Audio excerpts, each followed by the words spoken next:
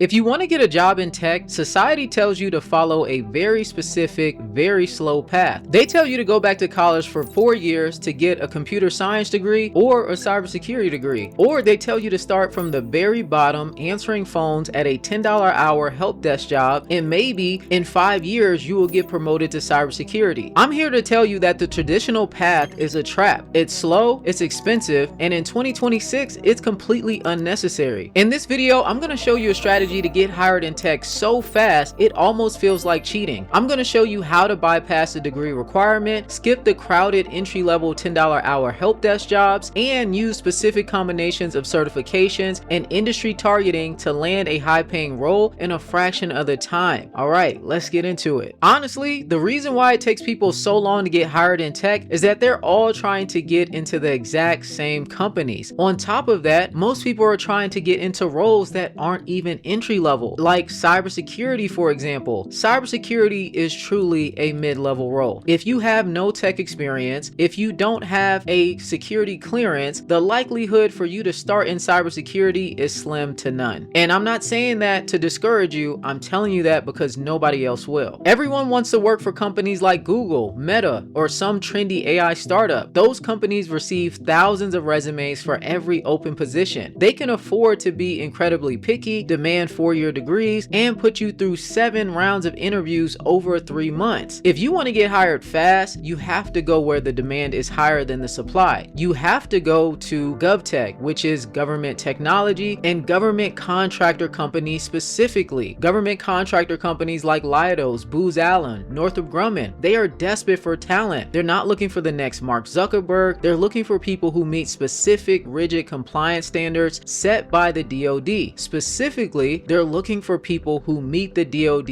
8140 mandate. And if you meet that mandate, they don't care if you have a degree. They don't care if you went to a fancy boot camp. They don't care if you went to Ivy League school. They just need a warm body with the right certification to fill the seat so they can fulfill their government contract. And that is your cheat code. Real quick, if you're watching this video and you're thinking, okay, I want to use this GovTech cheat code, but I don't know what the DoD 8140 mandate actually requires. I don't even know what it is. So I made something for you completely for free. It's called the DoD 8140 certification roadmap. It's a clean 2-page visual chart that shows you exactly which certifications you need to qualify for the different levels of government tech jobs. It takes all the confusing government jargon and it makes it incredibly simple to understand. Also inside of the DoD 8140 roadmap, it breaks down what the DoD 8140 is. I don't want to do that in this video. It's going to make this video extremely long, so just click the link in the description to grab it. All right, let's talk about the specific certification that unlocks this whole strategy. If you want to get hired in tech fast, you can't waste time studying the wrong things and focusing on the wrong tech skills and the wrong tech certifications. A lot of people who want to get into tech, they start out with the CompTIA A+.